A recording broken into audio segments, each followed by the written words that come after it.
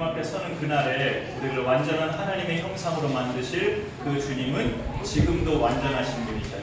그래서 이 땅에 우리가 불완전한 몸으로 살아가고 있지만 완전하신 주님으로 인해서 하루하루 믿음으로 승리하며 살 수 있습니다. 그런 믿음이 우리 가운데 늘 확신 있게 거하는 믿음 되시기를 소망합니다. 교계에서 많은 목사님들이 있지만 목사님들 중에는 저처럼 이렇게 교회 목회를 전담하는 목사도 많이 있지만 또 이렇게 말씀 세미나를 또 이렇게 전담하는 목사님들도 있어요. 그런데 또 두 가지를 겸하는 목사님들도 있습니다. 하나님의 어쩌면 특별한 중이죠. 가끔 수년간 가끔씩 여러 말씀 세미나를 제가 다녀본 바 있었는데 그 중에는 저처럼 교회 목회도 하면서 또 하나님의 특별한 은사로 목사님들을 대상으로 말씀 세미나를 하는 목사님들도 계셔요. 그런데 목회도 하면서 성경 세미나를 하시는 목사님들의 공통점은 뭐냐면 신앙인들의 교회 생활을 대단히 긍정적으로 보셔요. 그분들은 우리 그리스도인들의 성도님들의 교회 생활을 대단히 긍정적으로 또 칭찬할 만한 것들로 많이 그렇게 주장을 하십니다. 그래서 참석한 모든 목사님들한테도 그걸 굉장히 강조하셔요. 여러분이 주일에 성도님들 만나시면 정말 애쓰신다고, 정말 신앙생활 잘하신다고, 정말 귀하시다고 칭찬 많이 해드리고 격려 많이 해드리라고 그렇게 말을 하셔요. 그러니까 교회 목회도 하면서 말씀 세미나 하시는 목사님들은 당신이 교회 목회를 하고 있으니까 성도님들을 체험해보고 있으니까 성도님들의 그 신앙생활이 얼마나 또 힘들고 어려움 중에 하고 있는가를 본인들도 아시기 때문에 또 참석한 목사님들한테도 그렇게 이야기하는 거죠. 그런데 반면에 교회 목회는 따로 하지 않고 말씀 사역만 하시는 목사님들도 많이 계셔요. 신학교 교수들도 그런 목사님들이고 또 신학교 교수가 아니더라도 교회 목회지가 따로 없어서 그런데 성경을 깊이 연구한 그런 연구력이 있어서 그런 말씀 세미나를 또 전담하는 목사님들이 일부 계셔요. 그런 목사님들이 강의하는 세미나도 참석해 봤는데 그런 목사님들의 공통점은 현재 교회에 몸담고 신앙생활하는 그리스도인들의 그 교회 생활을 다소 부정적으로 많이 봐요.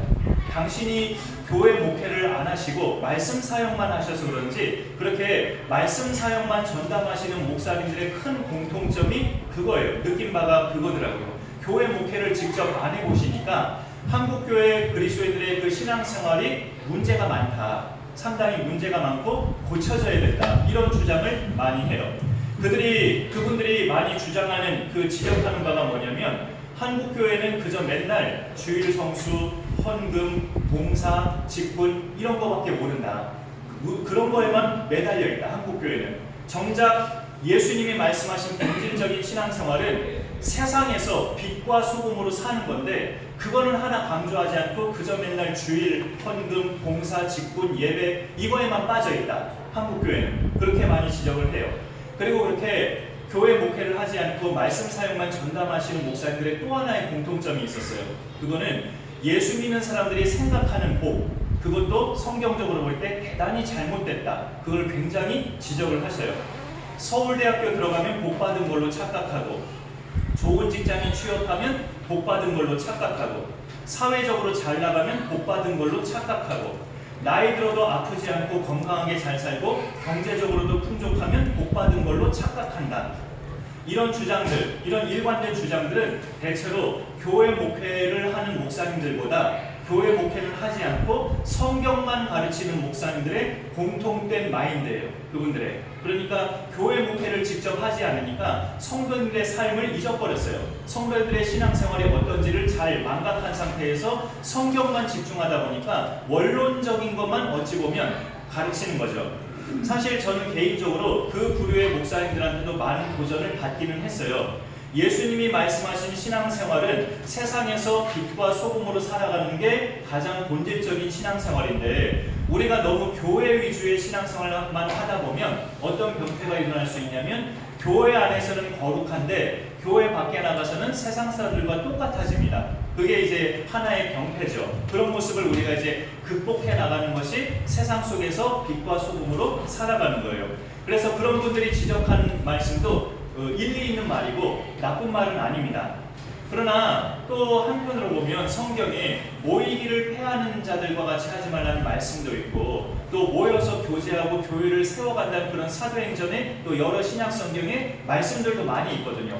그러니까 신앙생활을 세상 속에서 빛과 소금으로 사는 것도 신앙생활이지만, 주일마다 또 예배 때마다 모여서 예배드리고 교제하고 나누고 교회를 받들어 섬기고 하는 이것도 신앙생활이에요. 그러니까 양자가 다 중요한데, 교회 목회를 하지 않는 목사님들은 너무 세상 속에서 빛과 소금으로 사는 것에만 강조하고 있고, 교회 내의 신앙생활은 문제가 많다, 이런 식으로 많이 지적을 하는 것을 보았어요. 그래서 제가 어떤 한 세미나에서는 듣다 못해서, 제가 그런 성격이 별로 아닌데 또 너무 이렇게 하시는 말씀마다 그래가지고, 목사님 제가 목회를 해보니까 정말로 교회 그렇게 주일날마다 시간 내서 와서 또 수입에서 일부 또 그렇게 귀한 돈을 헌금으로 하고 또 교회를 섬기고 성도들과 교제하고 또 평일에도 오셔서 교회 와서 기도하고, 이런 신앙생활도 믿음 있는 분들이 하는 거지 믿음 없는 분들은 못해요 라고 그런 말을 들어본 적이 있어요. 그 세미나를 듣다가 마음이 너무 불편해가지고, 아니 하시는 말씀마다 그 예수 믿는다는 사람들이 세상에서는 그냥 하나도 달라지는 모습 없이 그저 맨날 교회만 잘 다니면 믿음이 제일이냐 생각한다고 계속 그냥 그런 식으로 말씀하시길래 듣다가 마음이 불편해서 손들고 정중히 말씀드린 적이 있어요. 제가 그런 성격이 아닌데, 목사라도 자기가 직접 목회를 해봐야 성도들의 형편을 알 수 있고, 때로는 어떤 분들을 볼 때 저렇게밖에 신앙생활 할 수 없는 그 사정도 이해하게 돼요. 오늘부터 몇 주간은 마태복음 5장부터 7장까지의 내용 중에서 몇 군데 본문을 몇 주간 좀 나누려고 합니다. 이게 산상수훈이죠. 예수님의 산상수훈인데, 이 내용을 성도님들과 나눠야겠다 생각한 이유는 솔직히 이 자리에 주일마다 꼬박꼬박 오시는 분들보다 이 자리에 꼬박꼬박 못 오시는 분들을 염두에 두고 산상수훈을 몇 주간 해야겠다는 생각을 가져봤어요. 주일마다 잘 안 오시고 또는 못 오시는 성도님들은 가끔 자기 자신에 대해서 이런 생각이 빠질 수도 있거든요. 내가 무슨 믿는 사람이야, 나 같은 게 무슨 직분자야, 나 같은 게 무슨 성도야 하면서 자기를 자책하고 죄책감에 빠질 수 있거든요. 계속 못 오시는 분들은. 그런데 예수님의 산상수훈을 읽어보면 본질적인 신앙생활은 세상 속에서 믿는 자답게 사는 거예요. 그게 본질적인 신앙생활이에요, 사실은. 그러니 주일 예배를 자주 못 오시더라도 자기 자신에 대해서 너무 그런 생각에 빠지지 마시고, 그 대신에 세상을 살아가실 때, 하루하루 일터에서 일하시면서 살아가실 때 빛과 소금으로 살기를 힘써달라고 그렇게 좀 당부드리고 싶어요. 매주 못 오시는 분들에게. 그렇게 살고자 몸부림하신다면 적어도 부끄러운 신앙인은 아니라고 말씀드리고 싶어요. 근데 혹시라도 여기 계신 분들이 오해하시지 마시기 바랍니다. 아니 그러면 예수 믿는 사람이 주일 예배 안 드려도 되고 교회 안 다녀도 된다는 소린가? 그렇게 오해로 들리실 수가 있어요. 절대 그런 뜻이 아니고요. 예배를 너무나 많이 빠져서, 밥 먹듯이 빠져서 스스로 나오려는 의지조차 없는 분들이 있어요. 스스로 나올 수 없는 그런 의지가 박약한 분들도 많이 계시다고요. 너무나 많이 빠져가지고. 우선 그런 분들은 세상에서 믿는 자답게 사는 것부터 시작해 보자고 권면을 하는 겁니다. 오늘 이 말씀이 그러면 못 오신 분들에게 이 영상이 전달이 돼야 되겠죠. 당연히 들어야 되니까 전달을 할 거예요. 그러면서 동시에 주일마다 정말 이 예배를 생명처럼 여기고 빠지지 않고 오시는 여기 계신 우리 성도님들도 이 산상수훈을 우리가 나누는 기간 동안에 교회 중심의 신앙생활에서부터 세상 속에서 그리스도인으로 살아가는 그 신앙생활에까지 나아가는 그런 복된 기간이 되시면 좋겠습니다. 오늘 말씀의 제목이 예수 믿을 때 겪는 두 가지라는 제목이에요. 예수 믿으면 뭘 그렇게 두 가지를 겪느냐? 욕먹는 것과 칭찬. 이 색다른 두 가지, 전혀 다른 이 두 가지를 우리는 같이 달고 세상을 살아갑니다. 죽기 전까지. 하나는, 그러니까 두 가지를, 그거를 지금 말씀드렸죠. 하나는 예수 믿는 것 때문에 박해받고 비난받고 고난받고 욕을 먹는 것이 하나 우리가 겪는 거고, 또 하나는 예수 믿는 것 때문에 사람들에게 인정받고 칭찬받고 존경받는 이런 것들도 겪어요. 같이 겪어요. 당신이 믿는 예수라면 나도 믿어보고 싶다. 굉장한 칭찬이죠. 이런 칭찬이 우리 신앙생활 가운데 이루어질 수 있기를 소망합니다. 우리가 예수님 잘 믿으면 이런 긍정적인 결과도 반드시 얻어집니다. 오늘 말씀을 보면 먼저 이제 다른 건데 11절을 먼저 보면 나로 말미암아 너희를 욕하고 박해하고 거짓으로 너희를 거슬러 모든 악한 말을 할 때에는 너희에게 복이 있나니 라고 말씀하고 있어요. 예수 믿으면 예수 믿는 것 때문에 욕을 먹고 악한 말을 듣고 박해를 받는 게 있다 라고 예수님이 친히 말씀하셨습니다. 그러니 내가 예수 믿는데 왜 이런 일이 자꾸 생기지? 라고 이상하게 생각하지 말라고 성경은 말씀하고 있어요. 당연한 거라고 성경은 말씀합니다. 그런 부분이 있고요. 그런데 또 그런 부분만 너무 있다 보면 우리가 정말 연약한 인간이기 때문에 주저하게 돼요. 너무 박해만 있고 고난만 있으면. 때로는 칭찬과 격려와 사람들이 나를 정말 믿는 자로 인정해주는 그런 좋은 긍정적인 모습도 있어요. 우리가 믿음 생활을 잘하면. 그러니까 이런 것도 있고 저런 것도 있는 거예요. 욕도 먹기도 하고 칭찬도 받기도 하고 두 가지가 우리가 사는 동안에 계속 같이 갑니다. 우리가 그런데 그 예수 믿는 사람들은 여기서 중요한 것이 뭐냐면 욕 먹을 때도 있고 칭찬받을 때도 있다. 이게 중요한 것이 아니라 무엇 때문에 욕을 먹고 칭찬받느냐 이게 중요해요. 우리 예수 믿는 사람들은 예수님 때문에 욕을 먹고 예수님 때문에 칭찬받아야 돼요. 다른 이유 때문에 욕 먹고 칭찬받으면 안 되고 예수님 때문에 욕 먹고 예수님 때문에 칭찬받으면 바르게 믿음 생활을 하는 거예요. 여러분 그런데 예수님을 드러내지 않고 나를 드러낼 때도 그 두 가지 경우는 똑같이 경험합니다. 욕을 먹기도 하고 칭찬받기도 하고 그래요. 나를 드러내는데 칭찬을 받는다. 좀 이상하게 생각할지 모르시겠지만 많이 금방 이해되실 겁니다. 내가 나를 자연스럽게 내가 어떤 사람인지를 사람들 앞에서 자연스럽게 이야기하면 때로 내가 그동안 살아온 세월이 남보다 좀 훌륭하게 살았고 부지런히 살았고 열심히 살았다면 그걸 내가 자연스럽게 이야기할 때 듣는 사람들은 어때요? 나를 존경할 수 있죠. 야, 대단하십니다. 정말 훌륭하십니다. 어떻게 그렇게 살아오셨어요? 나 같으면 절대 그렇게 못 삽니다. 이렇게 정말 내가 살아온 세월을 자연스럽게 이야기하는 것도 말하자면 나를 드러내는 거예요. 그렇게 나를 드러내면서 내가 땀 흘려 일한 세월들, 내가 열심히 믿음 생활했던 그 신앙 세월들 이런 것들을 남들 앞에 자연스럽게 드러내는 것. 그럼 듣는 사람들이 들으면서 나를 정말 남다르게 보게 되고 존경하게 되고 나도 집사님처럼 나도 권사님처럼 그렇게 되고 싶어요. 이런 말도 듣게 되고 그러잖아요. 그러니까 나를 드러낸다는 게 어찌 보면은 교만스럽기도 하지만 그냥 나도 모르게 자연스럽게 되는 거예요. 나도 모르게. 그런데 나를 드러내는 그 삶에 있어서는 똑같이 욕먹는 것도 같이 따라와요. 칭찬받는 경우도 있지만 반대로 욕을 먹거나 따돌림 당하는 경우도 많습니다. 왜냐하면 사람이 갖고 있는 본성에는 이게 있어요. 고약스러운 본성인데요. 내가 남들한테 칭찬받는 건 좋아하면서 다른 사람이 칭찬받는 건 별로 안 좋아해요. 우리의 마음속에 있는 본성이에요. 그게. 다른 사람들이 좋은 사람이라고 막 여러 사람 앞에 인정받는 것은 내가 배 아파합니다. 누가 자꾸 또 자기 자랑을 하고 막 집안 자랑을 하고 자식 자랑을 하고 하면은 그걸 이렇게 내가 그렇게 들으면 듣는 사람들이 같이 기뻐해주고 참 좋겠습니다. 정말 훌륭하십니다. 이렇게 기뻐해주기보다 되게 잘난 척하네. 이렇게 생각이 더 많이 들잖아요. 그런 점에 있어서 사람들로부터 욕을 먹거나 또 이렇게 뭔가 따돌림을 당하는 것도 꼭 예수님을 드러낼 때만 그러는 거 아니에요. 예수님을 드러내지 않아도 나를 드러내도 마찬가지예요. 칭찬을 듣기도 하고 따돌림을 당하기도 하고 똑같아요. 그러나 우리는 예수 믿는 사람이기 때문에 나를 드러내는 것 때문에 욕먹거나 칭찬을 받거나 하는 경우는 없어야 한다 이거죠. 예수님 드러내는 것 때문에 욕먹고 예수님 드러내는 것 때문에 칭찬받는 게 올바른 신앙생활이다 이 말이에요. 그러니 우리는 믿음 생활에서 항상 주님이 드러나기를 힘써야 된다는 것입니다. 그것이 이제 오늘 말씀에서 뭐라고 표현하냐면 착한 행실 또는 그 앞절에서 소금이다 빛이다 라고 그런 말씀으로 표현을 하는 것이죠.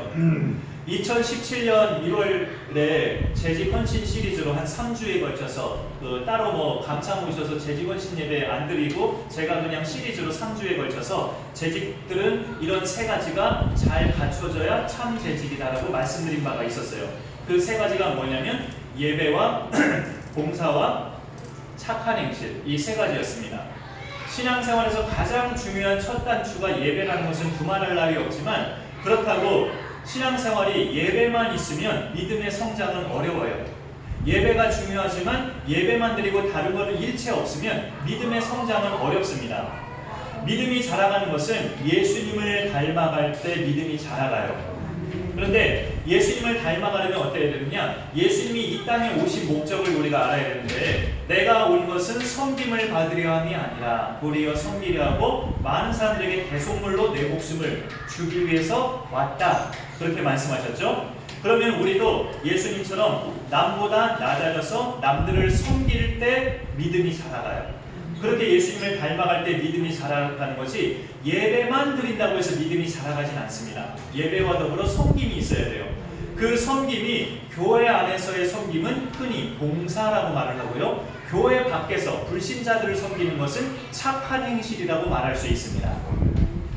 그러면 앞서 말씀드린 것처럼 예수 믿으면 세상이 예수님을 미워하고 박해했던 것처럼 예수 믿는 우리도 똑같이 미워하고 박해할 수 있어요. 예수님도 그걸 말씀하셨고 우리한테 악한 말을 할 수가 있어요. 그러나 그게 다는 아니에요. 박해를 받으면서도 때로는 세상 사람들이 우리를 보고 우리가 믿는 하나님께 영광 돌릴 수 있다고 예수님이 말씀하십니다. 그런 역사도 일어나요. 그래서 우리에게 신앙생활은 굉장히 유연성 있고 탄력 있는 게 바로 신앙생활이에요. 기독교 신앙생활. 욕을 먹기도 하고 칭찬을 받기도 하고, 그 욕먹음과 칭찬받음 속에서 우리의 믿음 생활은 탄력을 받을 수 있다는 거죠. 너무 욕만 먹으면, 모욕만 당하고 고난만 당하면 그냥 지쳐버릴 수 있죠. 낙심하고 절망할 수 있어요.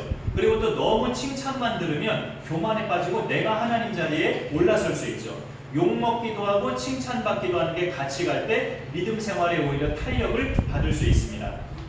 착한 행실은 이제 칭찬과 연결된 부분이긴 한데요. 이 착한 행실은 우리의 마음 상태가 먼저 잘 돼야 나올 수 있는 행실이 착한 행실이에요. 예수 믿는 사람들의 마음 상태는 어때야 될까요? 산상수훈이 5장에만 머물러 있지 않고 6장, 7장까지 계속 이어지는데요. 우리의 마음 상태가 이러면 돼요. 6장 1절에 있는데 스크린으로 참고 말씀을 한번 보겠습니다. 한번 읽어봐 주실까요? 시작. 사람에게 보이려고 그러나서 그의 의를 강요하고 죄라. 그리하지 않으면 하나님께 주신 너희와 어떻게 살아가지 못합니다. 이 오늘 말씀 5장에서 말씀하는 착한 행실이라는 게 뭐냐? 그 참고가 될 만한 말씀이 이 6장 1절인데, 사람에게 보이려고 행하는 것이 아닌 것, 사람에게 보이려고 행하는 것이 아닌 것이 착한 행실이에요. 그러면 사람에게 안 보인다면 누구에게 보이기 위한 행실이라는 겁니까? 하나님이죠. 하나님에게 보이기 위한 행실이고 사람에게 보이기 위한 행실이 아닌 것이 착한 행실입니다. 그러면 이제 그런 행실이 어떻게 나타날 때, 어떤 행함으로 우리가 행할 때 우리의 행동들이 착한 행실이 될까요? 또 하나 참고 말씀은 좀 많이 익숙한 낯익은 말씀인데, 저거 마저 읽어보겠습니다. 시작. 나로 주여 주여 하는 것마다 다 천국에 들어가시려고 다만 하나님께 주신 내 아버지의 뜻대로 행하는 자라야 들어가리라. 사람에게 보이려고 행하는 것이 아닌 것이 착한 행실이라고 하는데, 그게 뭐냐? 내 아버지의 뜻대로 행하는 것. 내 아버지의 뜻대로 행하는 저것이 앞서 6장 1절을 참고로 읽었던 사람에게 보이기 위한 선행이 아닌 하나님을 생각하면서 은밀하게 행하는 선행, 이것이 바로 착한 행실이고, 그것이 바로 조금 전에 읽었던 내 아버지의 뜻대로 행하는 삶이에요. 그러니까 내 아버지의 뜻대로 행한다는 것의 큰 의미는 사람에게 보이기 위한 행함이 아닌 하나님을 드러내는 행함을 말해요. 언제나 나의 말과 행실에서 내가 드러나는 것이 아니고 하나님이 드러나는 것. 그러면 내 신앙생활에서 하나님만 드러나려면 내가 어떤 또 결단이 있어야 되는데, 그게 뭘까요? 자기를 부인하는 것. 자기를 부인하는 게 있어야 돼요. 아무든지 나를 따라오려거든 자기를 부인하고 날마다 제 십자가를 지고 나를 따를 것입니다. 예수님 말씀처럼 자기 부인이 있어야만 하나님을 드러낼 수가 있습니다. 나를 부인하지 못하면 하나님을 드러내는 것 같지만 언제나 내가 드러나요. 내 이름이 드높여지고 나를 드러내려고 나도 모르게 그렇게 하고 있어요. 그러니까 날마다 자기 부인이 필요합니다. 착한 행실이 나오기까지는 오늘 또 본문의 말씀을 보면 너희는 세상의 소금이고 너희는 세상의 빛이라는 예수님 말씀을 기억할 때 착한 행실이 또 나올 수 있어요. 소금의 역할이 뭡니까? 맛을 내는 거죠. 그래서 예수님도 소금이 그 맛을 잃으면 아무 쓸데없다고 말씀하십니다. 소금은 주 메뉴가 아니라 주 메뉴의 맛을 내는 양념이에요. 그 역할만 잘하면 돼요. 소금의 사명은. 빛도 마찬가지예요. 예수님 믿는 사람들을 예수님께서 세상의 빛이라고 하셨는데 우리가 절대 오해하지 말아야 될 것은 나 자신을 빛이라고 생각하면 안 돼요. 참 빛은 예수님입니다. 예수님이 참 빛이지 내가 빛이 아니에요. 그럼 나는 뭐냐? 빛 되신 예수님을 드러내는 사람이에요. 빛 되신 예수님을 드러내는 사람이 난데 그런 사람을 가리켜서 예수님이 세상의 빛이라고 말하는 거예요. 참 빛은 예수님이지만 예수님을 드러내는 믿는 사람을 세상의 빛이라고 예수님이 인정하신 겁니다. 그래서 오늘 말씀에서 소금과 빛은 두 가지 다 공통점이 이겁니다. 그거 자체가 영광을 받지 않아요. 소금이 그 자체가 영광받지 않고 빛이 그 자체가 영광받지 않아요. 부패해가는 세상에서 우리는 부패하지 않은 소금의 사명을 잘 감당하면서 거룩하신 하나님을 드러내는 거고 어두워져가는 세상에서 빛의 역할을 잘 하면서 역시 거룩하신 하나님을 드러내는 겁니다. 하나님이 영광 받으시는 거예요. 우리의 모든 행실에서. 그게 착한 행실입니다. 하나님만 드러내는 것. 어느 순간이든지 내가 스포트라이트를 받는 게 아니고 내가 조명을 받는 것이 아니라 살아계신 하나님이 조명을 받으시고 내가 하는 말, 내가 하는 행동 전부가 사람들에게 하나님을 보여주는 것. 이게 착한 행실이에요. 매 주일 예배를 꼬박꼬박 못 나오시는 분들도 세상에서 이런 행실로 사는 게 중요합니다. 거기에 먼저 사활을 걸어보시면 좋겠어요. 우리가 그렇게 살면 세상 사람들이 우리의 행실을 보고 하나님 아버지께 영광을 돌리게 돼요. 당신이 믿는 하나님이라면 나도 한번 믿어보고 싶다. 그 말을 아무나 들을 수 있는 말은 아니잖아요. 나는 하나님을 믿는 사람이 아니었는데 무신론자였는데 당신을 보니 하나님이 정말 계시는 것 같다. 하나님 이야기하는 사람만 보면 난 짜증이 났었는데 당신이 하나님 말을 할 때는 내가 이상하게 짜증이 안 나고 좋은 말로 들린다. 우리가 사람들로부터 이런 말을 듣는다면 신앙생활에서 이것만큼 행복한 것도 없죠. 그렇게 세상 사람들로부터 인정받는 것만큼 복이 어디 있어요? 그게 정말 복이죠. 사람들이 나를 보고 내가 믿는 하나님을 믿고 싶어하고 하나님께 영광을 돌린다? 생각만 해도 흥분되고 기쁜 일이에요. 그러나 또 우리 믿는 사람들은 반대의 경우도 많다는 것을 항상 잊지 말고 기억하시기 바랍니다. 세상 사람들로부터 인정받고 칭찬받는 경우도 있지만 그 예수님 믿는 것 때문에 반대로 욕을 먹고 박해를 받고 고난을 받는 경우가 그 이상으로 훨씬 많아요. 이것을 또 인정하고 기꺼이 받아들이는 사람이 진짜로 예수 믿는 사람입니다.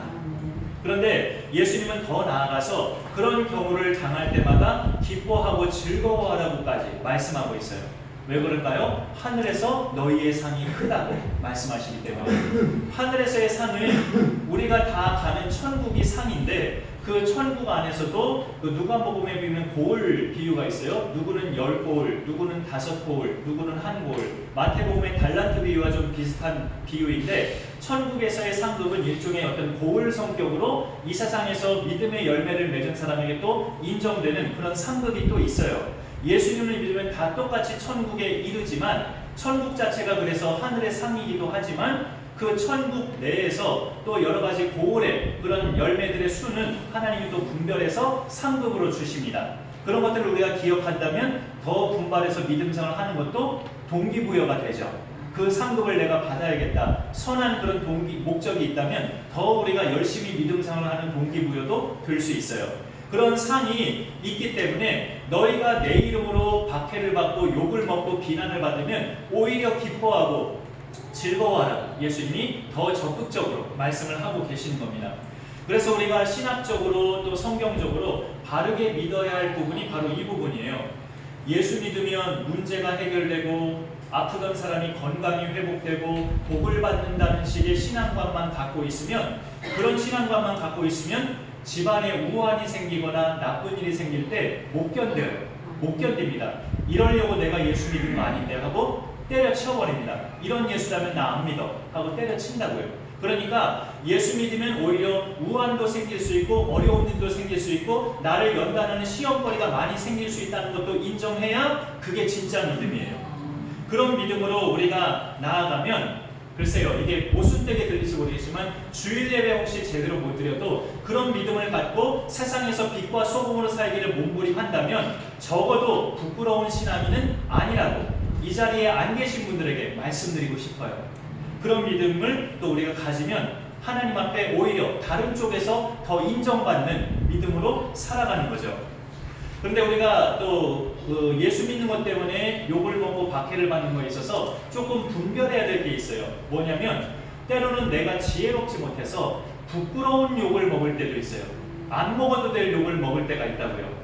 코로나 이후로 가끔씩 뉴스에 그런 기사가 나왔잖아요. 확진자들이 발생하는 교회들마다 공통점이 뭐였습니까? 모여서 식사하고, 하지 말라고 했는데 식사하고, 마스크 착용도 안 하고, 또 뭐 성가대 연습도 하고, 이렇게 다른 장소에서 확진이 됐는데 확진된 상태에서 그냥 교회를 오고, 이런 것들은 본이 안 되는 거죠, 진짜. 그런 것들은 지혜롭지 못해서 욕을 먹는 거예요. 그렇게 욕 먹으면 사실 안 되죠. 저번에 5월달에 석가탄신일에 인터넷 글에 보니까 조계사 앞에서 난동을 부리던 사람들이 있는데 크리스찬들이었어요. 기독교인들. 그들이 외치기를 주 예수만이 구원자입니다. 불교는 가짜다. 회개하라. 천국이 가까이 왔습니다. 이런 외침을 했대요. 조계사 정문 앞에서. 그들의 외침은 맞아요. 맞는데 복음을 전할 때 타종교인들의 신경을 거스리고 싸우자는 태도로 전하는 모습은 바람직하지 않죠. 성경에도 그렇게 전하라고 말하지 않아요.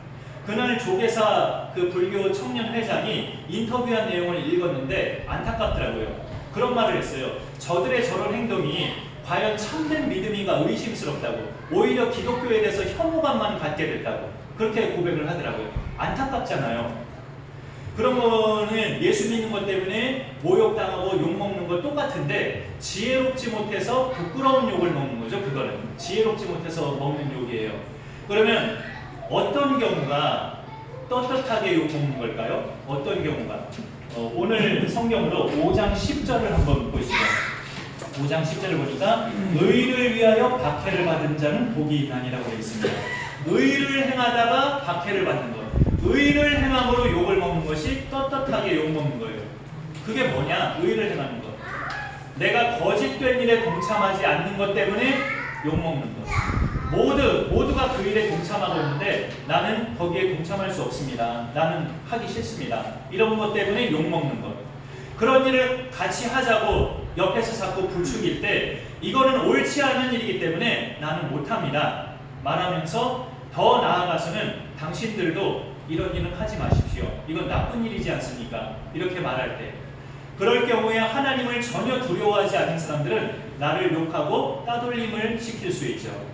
그러나 나는 하나님 보시기에 내가 정직하게 행해야 되기 때문에 그렇게 행하고 그로 인해서 내가 욕을 먹었다면 그게 바로 떳떳하게 욕먹는 거예요. 우리 예수 믿는 사람들은 두 가지를 경험하면서 세상을 살아갑니다.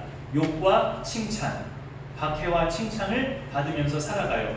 이 두 가지는 때로는 같은 믿음의 동료끼리 안에서도 일어날 수 있어요. 믿음이 있다고 하지만 정말 골수적으로 믿는 사람을 이해하지 못할 때, 서로가 또 이해하지 못할 때 믿는 자들끼리에서도 발생할 수 있어요. 그러나 두드러지게 발생하는 현장은 세상이죠. 세상에서 더 두드러지게 발생합니다. 그래서 신앙생활을 교회로 모였을 때보다 세상에서 살아갈 때가 어찌 보면 훨씬 더 중요합니다. 사실 우리가 일주일 중에 보내는 시간도 교회에서 보내는 시간보다 세상에서 보내는 시간이 훨씬 더 많잖아요. 그러니 세상에서 빛과 소금으로 착한 행실로 살아가는 게 그 이상으로 훨씬 중요하죠. 교회에서 모여서 예배드리고 섬기고 교제하고 하는 것도 대단히 중요하지만 그게 당장 안 되시는 분들은 우선 믿는 자답게 사는 것이 중요하다고 도전을 하고 싶습니다. 그 부분을 위해서 기도하시고 성령의 도우심을 믿으면서 그렇게 살고자 몸부림을 해보시기 바랍니다. 그렇게 그리고 또 여기 오늘 계신 분들 언제나 흔들림 없이 예배드리시는 우리 이 자리에 계신 분들도 예배의 마침은 뭡니까? 삶의 시작이에요. 예배의 마침은 세상에서의 삶의 시작입니다. 이것을 우리가 늘 기억하면서 새로운 한 주도 사람들이 나를 욕하든 칭찬하든 그것에 좌우되지 않고 나는 예수님을 드러내는 빛과 소금으로 살아가리라.